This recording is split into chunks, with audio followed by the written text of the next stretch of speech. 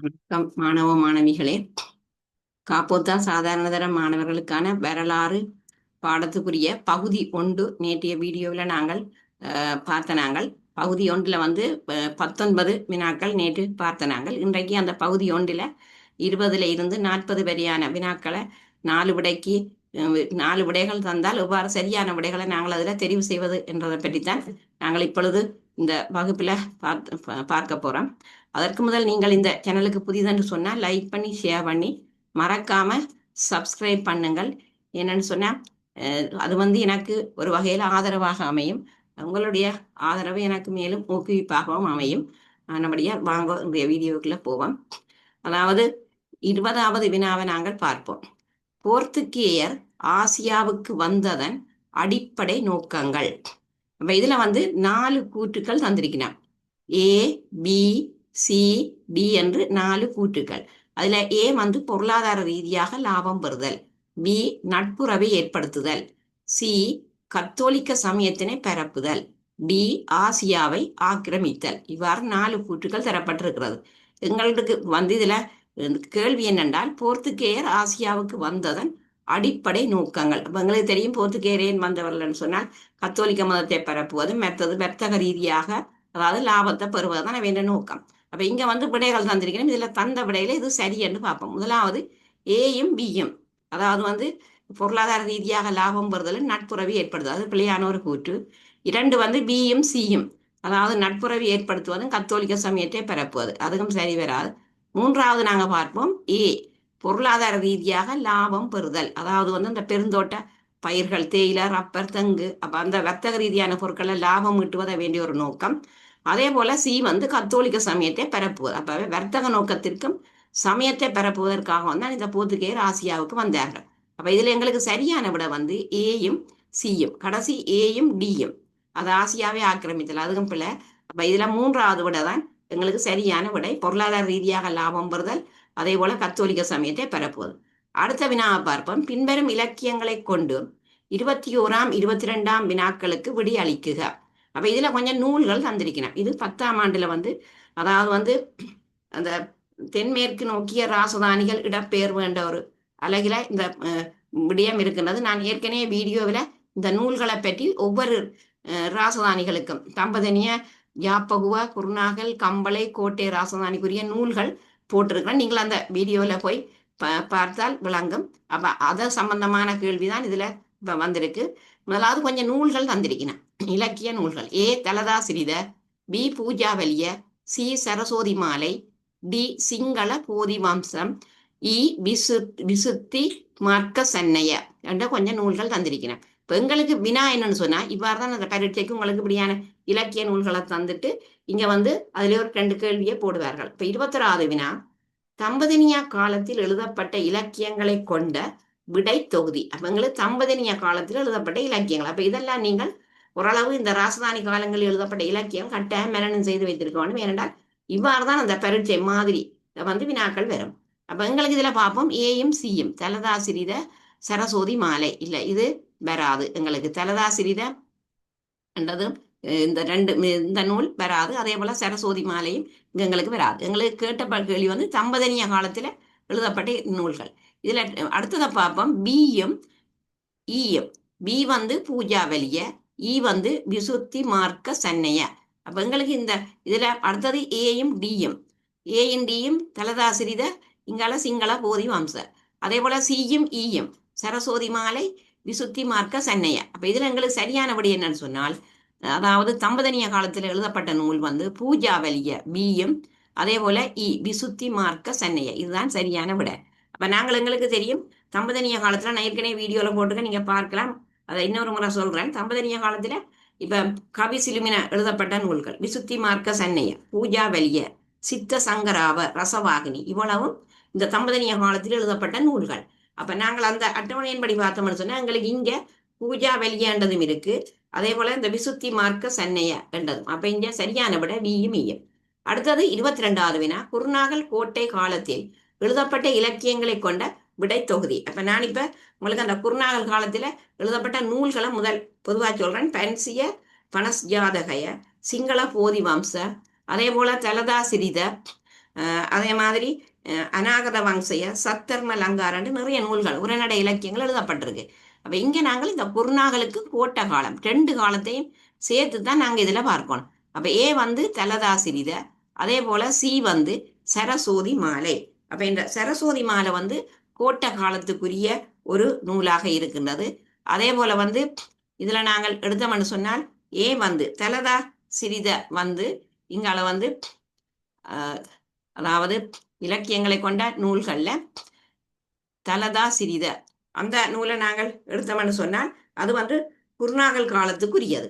அப்ப இங்க எங்களுக்கு கேட்ட கேள்வி குருநாகல் கோட்டை காலத்தில் எழுதப்பட்ட நூல்கள். அப்ப குருநாகல் காலத்துக்குரியது தலதா சிறித, அதே போல கோட்டை காலத்துக்குரியது சரஸ்வதி மாலை. இந்த விடதான் ஏயும் சியும் தான் இதற்குரிய சரியான விட, மற்ற இதுகள் வந்து பொருந்தாது.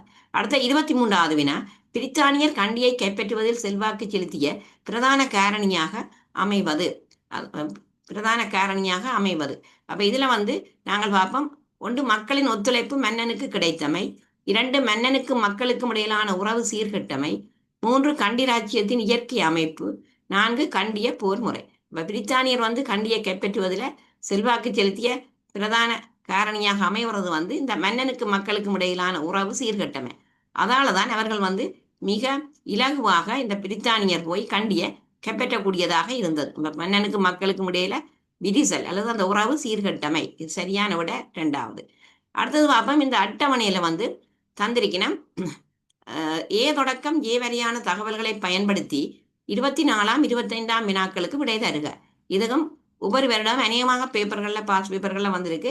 ஒன்று வருடம், மற்றது போர்கள், மற்றது வந்து மன்னர்கள் என்று இதுல தரப்பட்டிருக்கின்றது. அப்ப இதை வந்து இப்ப உங்களுக்கு வந்து இதுல வினாக்கள் வரலாம் வந்து அந்த போர்த்துகேய தளபதிகள், அதாவது வந்து போர்த்துகேயர் கண்டி மீது மேற்கொண்ட படையெடுப்புகள்லாம் இந்த இந்த அட்டவணைக்கு பொருத்தமான தலைப்பு வந்து போர்த்துகேயர் கண்டி மீது மேற்கொண்ட படையெடுப்புகள். அதுலதான் இந்த போர்கள் எல்லாம் பெறுது. போர்கள், அந்த போர் இடம்பெற்ற ஆண்டு, மற்ற அந்த போரோட தொடர்புடைய மன்னர்கள்னு சொல்லி.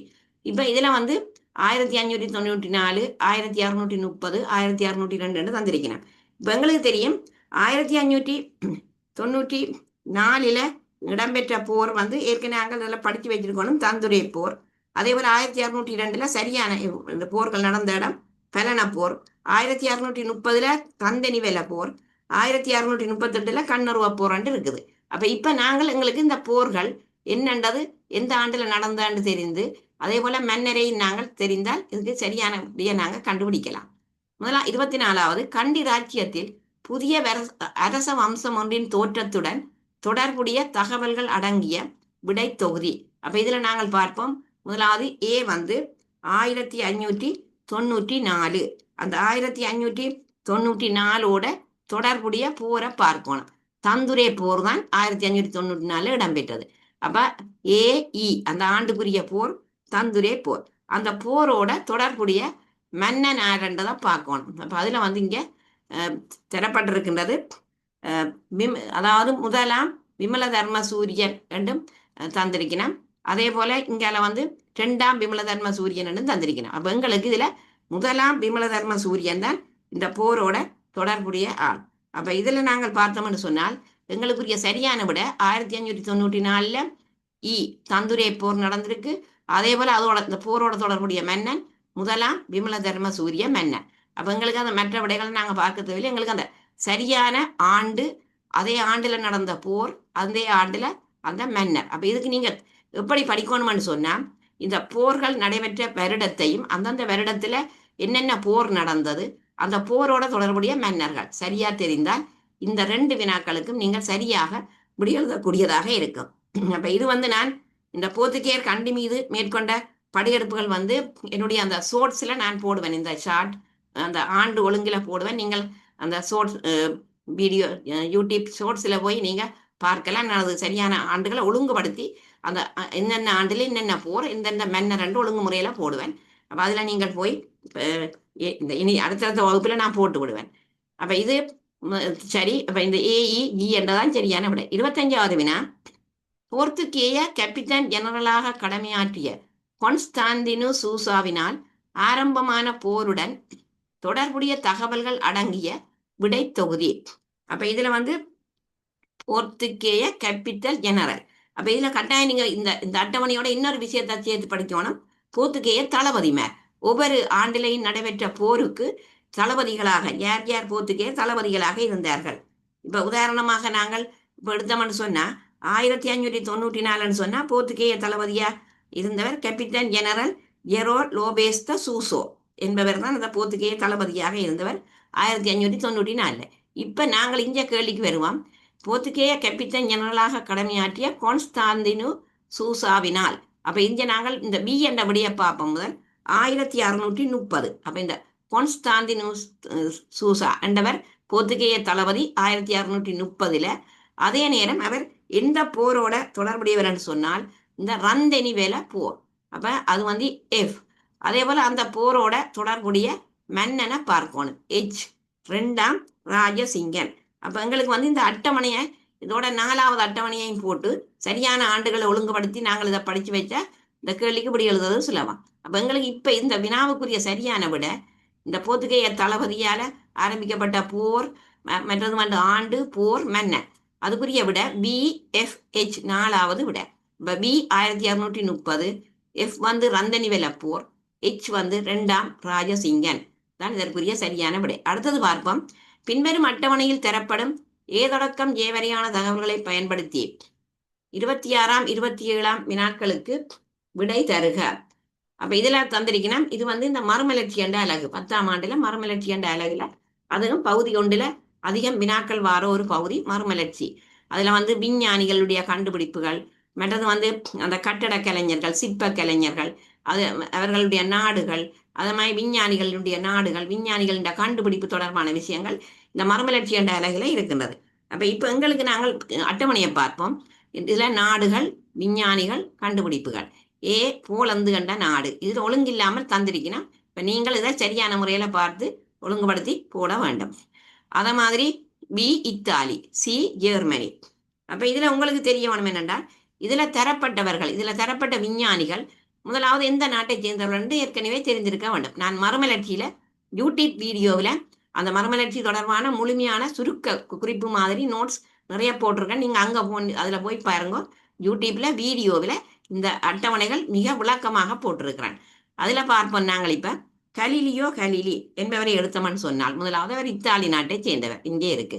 அதே போல இதுல வந்து ஹெப்லரை எடுத்தோம்னு சொன்னா அவர் ஜெர்மன் நாட்டை சேர்ந்தவர்.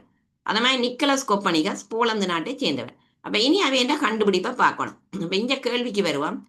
நவீன விஞ்ஞானத்தின் தந்தை என போற்றப்படுபவருடன் தொடர்புடைய தகவல்கள் அடங்கிய விடை தொகுதி. அப்ப நவீன விஞ்ஞானத்தின் தந்தை என அழைக்கப்படுபவர் யார் என்று சொன்னால் அதுல நாங்கள் பார்ப்போம் நிக்கலஸ் கோப்பனிகஸ். அப்ப நவீன விஞ்ஞானத்தின் தந்தை நிக்கலஸ் கோப்பனிகஸ் என்று ஏற்கனவே எங்களுக்கு தெரிந்திருந்தால் இவர் எந்த நாட்டை சேர்ந்தவர் என்று பார்க்கணும். ஏ போலந்து நாட்டை சேர்ந்தவர். மற்றது இவருடைய கண்டுபிடிப்பு என்ன என்று பார்த்தோம்னு சொன்னால் புவி கோள வடிவமானது என்பதுதான் இவருடைய கண்டுபிடிப்பு. அப்ப சரியான விட AFG. அப்ப இங்க இதுல இருக்கிறது AFG. இதுல உங்களுக்கு வந்து ஏதாவது ஒரு 2 விஷயம் தெரிஞ்சாலுமே 3வது நீங்க டக்கண்டு கண்டுபிடிக்கக்கூடியதா இருக்கு. இங்கே இருந்து நீங்க ஒவ்வொன்றா பார்த்து கொண்டு வரைக்க இப்ப முதலாவது வந்து எல்லாத்துக்குமே A என்று தந்திருக்கணும், 1 B என்று தந்திருக்கு, அதுல இருந்து விடவில்லை. அது மாதிரி இங்க F என்றதும் முதலாவதிலும் கடைசியிலும் தான் இருக்கின்றது. அப்ப நாங்கள் இந்த சரியான அந்த விஞ்ஞானி எந்த நாட்டை சேர்ந்தவர் அவற்றை கண்டுபிடிப்பு தெரிந்தால் இதுக்குடைய நாங்க பார்க்கலாம். அப்ப இந்த 26வதுக்கு 4வது விட சரி. அடுத்தது 27வது வானியல் ஆராய்ச்சியில் ஈடுபட்டு வியாழனை சூழ உபகோள்கள் உள்ளது என்று கண்டுபிடித்தவருடன் தொடர்புடைய விடை தொகுதி.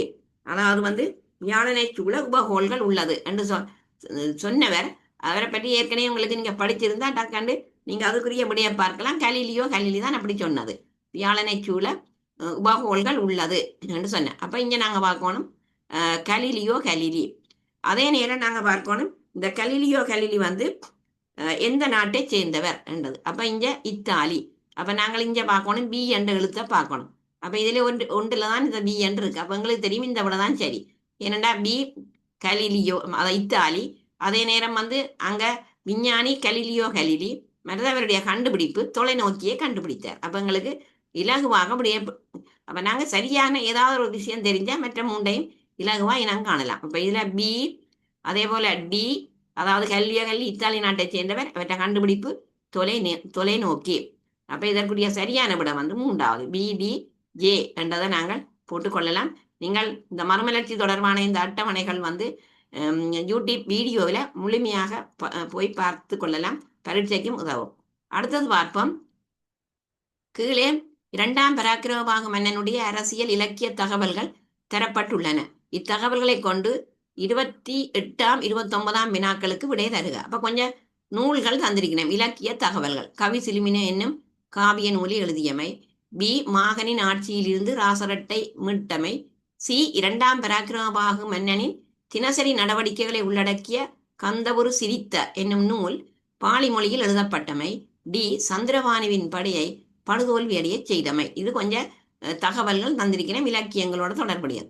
இப்ப கேள்வி என்னென்றால், மேற்குறித்தவற்றுள் அரசியல் நடவடிக்கைகளுடன் தொடர்புடைய விடை தொகுதி. அதே போல அதுல அடுத்த கேள்வி இலக்கிய துறையில மேற்கொள்ளப்பட வேண்டிய சேவைகளுடன் தொடர்புடைய விடை தொகுதி. அப்ப இதுல நாங்கள் பார்க்கணும், எங்களுக்கு இலக்கியம் ஏதாவது நூல்களோட சம்பந்தப்பட்ட விஷயம், அரசியல்னு சொன்ன அரசியலோட தொடர்புடைய. இதுல நாங்க பார்த்தோம்னா இந்த கவி சிலுமின என்னும் காவிய நூல் வராது எங்களுக்கு, ஏன்னா அது ஒரு இலக்கிய நூல். அத மாதிரி இதுக்குள்ள அந்த கந்த ஒரு சிரித்த என்னும் பாலிமொழி அதுவும் ஒரு நூல், ரெண்டும் வராது. எங்களுக்கு இதுல வரக்கூடிய விட மாகனின் ஆட்சியில் இருந்து ராசரட்டியமே மீட்டமை B என்ற ஒரு விட வருகிறது முதலாவது. அடுத்த டியை பார்ப்போம். சந்திரபானுவின் படையை படுதோல்வி அடைய செய்தமை. அப்ப இங்க நாங்க பார்ப்போம், இதுல வந்து பியும் டியும். இப்ப ஏயும் பியும் எல்லாம் அது இலக்கியமும் அரசியலும் சேர்ந்திருக்கு. மற்றவிடையும் ஏயும் டியும் அப்படித்தான், அரசியலும் இலக்கியமும் சேர்ந்திருக்கு. அப்ப இதுல எங்களுக்கு சரியான விட பியும் டியும் ரெண்டும் அரசியல் சார்ந்த விடயம். அப்ப இதுல வந்து எங்களுக்கு தெரியும், மாகன் வந்து அந்த படையெடுத்தது கிபி 1215 படையெடுத்தபடியால தான் அந்த மக்கள் எல்லாம் தென்மேற்கு நோக்கி ராசதானி நோக்கி இடம்பெயர்ந்தவர்கள் என்று சொல்லி. ஆகவே இங்க பியும் டியும் சரியான விடை. அடுத்த இலக்கிய துறையில மேற்கொள்ளப்பட்ட சேவைகளுடன் தொடர்புடைய விடை தொகுதி. அது எங்களுக்கு தெரியும், ஏற்கனவே ஏயும் சியும் ரெண்டும் இலக்கியம். கவி சிலுமின என்னும் காவிய நூலி எழுதியமை. அடுத்தது இங்கே பாலி மொழியில எழுதப்பட்ட கந்தவுரு சிரித்தாண்ட நூல். அப்ப ஏயும் சியும். அந்த கேள்வி சரி. அடுத்தது பார்ப்போம்.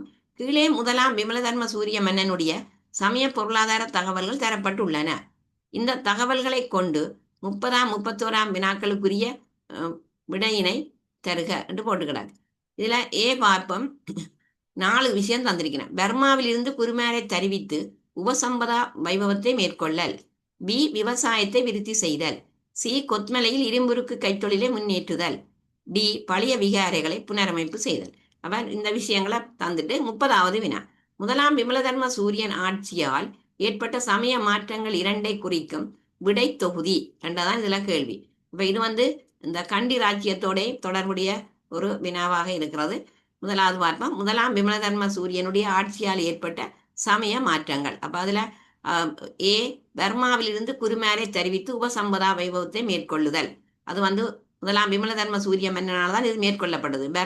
பர்மாவின் பழைய பேர் வந்து அதாவது மியன்மார்ன்னு சொல்ற, பர்மா மியன்மார்ன்னு சொல்லி. அதே போல இதுல டி வந்து பழைய விகாரைகளை புனரமைப்பு செய்தல். அப்ப இது முதலாம் விமலதர்ம சூரிய மன்னன் ஆட்சியில் ஏற்பட்ட சமய மாற்றங்கள். ஏயும் டியும் தான் சரி, மற்ற வந்து இதற்கு பொருந்தாது. அடுத்த வினா, பொருளாதார துறையில் மேற்கொள்ளப்பட்ட சேவைகளை குறிக்கும் விடை தொகுதி. அப்ப இந்த முதலாம் விமலதர்ம சூரிய மன்னன் வந்து இந்த பொருளாதார துறை சம்பந்தமாக என்ன சேவைகளை செய்திருக்கிறான். இப்ப எங்களுக்கு தெரியும், பொருளாதார ரீதியாண்டாலே எங்களுக்கு தெரியும் விவசாயம் சம்பந்தமான விஷயம் கட்டாயம் பெறும். இது பொருளாதார ரீதியா விவசாயம், கைத்தொழில்கள் அதெல்லாம் பொருளாதார ரீதியா வருமானத்தை ஈட்டித்தர தொழில்கள். அப்ப பி கட்டாயம் பெறும், விவசாயத்தை விருத்தி செய்தல். அப்ப இதுல ஒன்றுலையும் பி இல்லை, அப்ப இதுலதான் பி இருக்கு. அடுத்தது சி கொத்மலையில் இரும்புருக்கு கைத்தொழிலை முன்னேற்றுதல். அப்ப விவசாயமும் கைத்தொழிலும். அப்ப இது வந்து ஒரு பொருளாதாரத்துறையில வருமானத்தை ஈட்டக்கூடிய துறைகள். அப்ப இதுல 2வது விட தான் சரி. அடுத்த 32, வெளிவிட்ட ஸ்ரீ சரணங்கர பிக்குவிற்கு சங்கராய பதவியை வழங்கி பௌத்த மறுமலர்ச்சியை ஏற்படுத்தியவன் யார்? அப்ப அதுல வந்து 4 மன்னருடைய பெயர்கள் தந்திருக்கிறேன். இவையெல்லாம் கண்டி ராஜ்யத்துக்குரிய மன்னர்மார். அப்ப இதுல வந்து எங்களுக்கு இதுல சரியான விட வந்து இந்த சங்கராய பதவியை வழங்கி பௌத்த மறுமலர்ச்சி ஏற்படுத்திய மன்னன் கீர்த்திஸ்ரீ ராயசிங்க மன்னன். அப்ப இது கண்டி ராஜ்ய மன்னர்கள்ல நீங்க போனீங்கன்னா கண்டி ராஜ்யத்தோட தொடர்புடைய ஒரு வினா. அடுத்தது பின்வரும் 33, 34, 35ஆம் வினாக்களுக்கு விட தரப்பட்டிருக்கு. இதுல பார்ப்போம். 33வது, மறுமலர்ச்சி காலத்தில் செயற்பாட்டு விஞ்ஞானத்தின் தந்தை என கீர் அழைக்கப்பட்டார். அப்ப 4 விடைகள் தந்திருக்கிறோம். செயற்பாட்டு விஞ்ஞானத்தின் தந்தை எங்களுக்கு தெரியும், கலீலியோ கலீலி. அதுதான் சரியான விடை. அடுத்தது புலனறுவை காலத்தில் 3 முறை ஆட்சி செய்ததாக குறிப்பிடப்படும் அரசி. அது எங்களுக்கு தெரியும், லீலாவதி அரசி. இதுல கல்யாணவதி, அதே போல அனுலாதேவி, திரிலோக சுந்தரி. ஆனால் 3 முறை ஆட்சி செய்ததாக புலனறுவை காலத்துல இந்த லீலாவதி என்ற அரசி தான் காணப்படுகின்றாள். இப்ப புலனறுவை கால மன்னர்கள் எல்லாம் தெரியும் உங்களுக்கு, பராக்கிரமபாகு மன்னன், நிசங்கமல்ல மன்னன் என்றெல்லாம் ஆட்சி செய்திருக்கணும். அப்ப இதுல இந்த லீலாவதியும் இந்த பெண்மணி ஆட்சி செய்திருக்கிற. அப்ப சரியான விட லீலாவதி. அடுத்தது 35. 12 ஆரிய சக்கரவர்த்திகள் யாழ்ப்பாண ராட்சியத்தை ஆட்சி செய்ததாக நூலில் குறிப்பிடப்பட்டுள்ளது. அப்ப இது வந்து எந்த நூல் என்று சொன்னால் அது அந்த யாழ்ப்பாண ராஜ்யத்திலேயே அந்த நூலின் பெயரும் அமைந்திருக்கு, யாழ்ப்பாண வைபவ மாலை. அப்ப எங்களுக்கு தெரியும் இந்த யாழ்ப்பாண ராஜ்யத்தை பற்றி சொல்லப்படுகிற நூல்கள்ல கணக்கே இருக்கு. யாழ்ப்பாண வைபவ மாலை, வையா பாடல், கைலாயமலை, சிகராச சேகர மாலை, இவன் பத்துத்தாவின் அறிக்கைகள் எல்லாம் இந்த யாழ்ப்பாண ராஜ்ய வரலாற்றின் மூலாதாரங்கள் தான். அப்ப இதுல எங்களுக்கு அதில் ஒன்றும் இப்ப இதுல இல்லை. இதுல வந்து நாங்கள் பார்த்தோம்னு சொன்னால் இந்த இந்த 12 ஆரிய சக்கரவர்த்திகள் எல்லாம் எங்களுக்கு கேள்வி. 12 ஆரிய சக்கரவர்த்திகள் யாழ்ப்பாண ராஜ்யத்தை ஆட்சி செய்ததாக நூல்ல குறிக்கப்பட்டிருக்கின்றது. அப்ப அது வந்து இதுல எந்த நூலுக்கு பொருந்தும்னு சொன்னால் யாழ்ப்பாண வைபவ மாலை. இது நான் ஏற்கனவே யாழ்ப்பாண ராஜ்ய வரலாற்று மூலாதாரங்கள் என்று கேட்டால் அதுல இந்த யாழ்ப்பாண வைபவ மாலையும் வரும். வையா பாடல், தக்கன கைலாச புராணம், இவன் பத்துத்தாண்டு அறிக்கை என்றெல்லாம் வரும். சரி, அடுத்தது வந்து அந்த மன்னர்களும் இருக்கிறான். யாழ்ப்பாண ராஜ்யத்தை ஆட்சி செய்த மன்னர்கள் பர்ராசேகரன், சிகராசசேகரன், அதே போல சங்கிலி அரசன் என்றெல்லாம் இருக்கிறான். அப்ப அது யாழ்ப்பாண ராஜ்யம் சம்பந்தமாக தெரிஞ்சிருக்க வேண்டிய விடயங்கள். அடுத்தது 36, 37, 38, 39, 40 வினாக்களுக்கு ஏவி கூற்றுக்களை அடிப்படையாக கொண்டு விடை அளிக்குக. இதுல பார்ப்போம். 2 விஷயம் தந்திருக்கிறான். ஒன்று, 1454ஆம் ஆண்டு கூட்டன்பர்க் அச்சியந்திரத்தை கண்டுபிடித்தமை. பி, மத்திய காலத்தில் திருச்சபையிடம் அதிகாரங்கள் குவிந்து காணப்பட்டமை. இப்ப கேள்வி என்னென்றால் 36 மத சீர்திருத்தத்துடன் தொடர்புடைய கூற்றுக்களை குறிக்கும் விடை. அதாவது மத சீர்திருத்தத்தோட தொடர்புடையது. இது மறுமலர்ச்சியில வருகிற இந்த 2 வினாவும் மறுமலர்ச்சியோட தொடர்புடையது. அப்ப இதுல நாங்கள் மத சீர்திருத்தத்தோட தொடர்புடையண்டா இது வந்து கண்டுபிடிப்பு, விஞ்ஞானியினுடைய கண்டுபிடிப்பு, அச்சியந்திரத்தை கண்டுபிடிக்க. அப்ப இது எங்களுக்கு பிள்ளை, ஏ என்ற கூற்று பிள்ளை, பி என்ற கூற்று தான் சரி. அப்ப இதுல பார்க்கணும், இங்க ஏ தவறானது, பி சரியானது. இப்ப இதுல தந்ததுல மெட்டதை பார்த்தோம்னா பி தவறு, ஏ சரி, அது பிள்ளை, விஞ்ஞானி கண்டுபிடிப்பு. அதே போல 3வது பார்த்தா ஏயும் பியும் சரியானவை, அது பிள்ளை. அதே போல ஏயும் பியும் தவறானவை, அது இல்லை. எங்களுக்கு இதுல ஒன்று விஞ்ஞானியின் கண்டுபிடிப்பு, ஏ தவறானது, பி தான் சரி. ஏன்னா எங்களுக்கு கேள்வி மத சீர்திருத்தத்தோட தொடர்புடைய கூற்று. அடுத்தது 37 மறுமலர்ச்சியுடன் தொடர்புடைய கூற்றினை தரும் விடை. அதாவது மறுமலர்ச்சியோட தொடர்புடைய கூற்றை தருகிற விடை பார்ப்போம். அப்ப இது வந்து இந்த கூட்டன்பர்க் அச்சியந்திரத்தை கண்டுபிடித்தமே மறுமலர்ச்சி காலத்துல இடம்பெற்ற ஒன்று இது வந்து. அப்ப இதுல மற்றது வந்து அதோட பொருந்தாது. அப்ப இங்க நாங்க பார்ப்போம், எங்களுக்கு வர வேண்டியது ஏ சரி, ஆனா பி தவறு. இதுல பார்ப்போம், பி தவறு, ஏ சரியானது. அப்ப இதுதான் இதுக்கு சரியான விடை. ஏனெண்டா பி தவறானது, ஏ சரியானது. ஏன்னா இது மறுமலர்ச்சி காலத்துலதான் அச்சியந்திரம் கண்டுபிடிக்கப்பட்டது. மற்றது இங்கால ஏ தவறு, பி சரியானது, அதெல்லாம் இதுல பிழையானது. எங்களுக்கு கேள்விய வாசிக்கே தெரியும், விடைய உடனே இனங்காணக்கூடியதா இருக்கும். கீழே தரப்பட்ட ஏபி ஆகிய இரு கூற்றுக்களை கொண்டு 38 வினாவுக்கு விடை தருக. ஏ ராஜேந்திர சோழனின் படையெடுப்பு, பி கலிங்கமாகனின் படையெடுப்பு.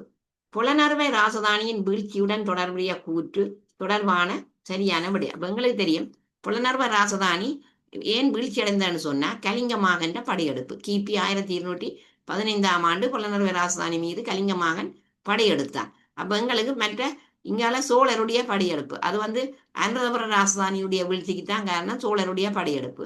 இது வந்து புலனறுவை ராசதானியின் வீழ்ச்சி தான் கேள்வி. அப்ப எங்களுக்கு தெரியும் இதுல ஏ, இதுல வந்தபடியே பாத்தீங்கன்னா ஏ பிள்ளையாண்டு தெரியும், பி தான் சரி. அப்ப பார்க்கணும் இதுல ஏ தவறானது, பி சரியானது. இப்ப ஏ சரி, பி தவறு, அதெல்லாம் பிள்ளை. என்னடா புலனறுவை ராசதானி என்றாலே எங்களுக்கு தெரியும் கலிங்கமாகன் கட்டாயம் சம்பந்தப்படுவான். அவன் படையெடுப்பு 1215. அப்ப எங்களுக்கு தெரியும் ஏ தவறு, பி சரியானது. அடுத்தது கீழே தரப்பட்ட ஏபி ஆகிய இரு கூற்றுக்களை கொண்டு 39ஆம் 40ஆம் வினாக்களுக்கு விடை தருக. ஏ போர்த்துகேயரை இலங்கையிலிருந்து வெளியேற்றுவதற்கு கண்டி அரசனுக்கு உதவிட ஒல்லாந்தர் இணங்குதல். பி கண்டி ராஜ்ய மரபு ரீதியான வர்த்தகத்திற்கு தாக்கம் ஏற்பட்டது. இதுல கேள்வி என்னென்றால் 39 கிபி 1766 கீர்த்தி ஸ்ரீ ராயசிங்கனுக்கும் உள்ளாந்தருக்கும் இடையில் செய்து கொண்ட உடன்படிக்கையின் விளைவை குறிக்கும் சரியான விடை. அப்ப இதுல 1638 ஒரு ஒப்பந்தம் இருந்திருக்கு. இது 1766 கீர்த்திஸ்ரீ ராயசிங்கனுக்கும் ஒல்லாந்தருக்கும் இடையில செய்து கொண்ட உடன்படிக்கையின் விளைவை குறிக்கும் விடை. அப்ப இதுல நாங்க விடையில பார்த்தோம்னு சொன்னால் ஏ வந்து தவறானது, பி சரியானது. ஏன்னு சொன்னால் ஏன் ஏ தவறானதுன்னு சொன்னால் போர்த்துகேயரை இலங்கையிலிருந்து வெளியேற்றுவதற்கு கண்டி அரசனுக்கு உதவிட ஒல்லாந்தர் இணங்குதல். அப்ப இது வந்து பிழையான ஒரு கூற்று, இதுல தொடர்பு இல்லை. ஆனால் கண்டி ராஜ்யம் மரபு ரீதியான வர்த்தகத்திற்கு தாக்கம் ஏற்பட்டது, இது வந்து பி சரியான ஒரு கூற்று. மற்ற கூற்றுகளை நாங்கள் பார்த்தோம்னால் அது ஒன்று கொண்டு முரணான கூற்றுகளாக காணப்படுது. அப்ப முதலாவதான் விட. அடுத்த 40வது கிபி 1638ஆம் ஆண்டு 2ஆம் ராயசிங்கன் ஒல்லாந்தருடன் செய்து கொண்ட உடன்படிக்கையின் அம்சத்தை குறிக்கும் சரியான விடை. சரி, அப்ப இங்க ஒல்லாந்தரோட செய்து கொண்டது 1638ஆம் ஆண்டு உடன்படிக்கை.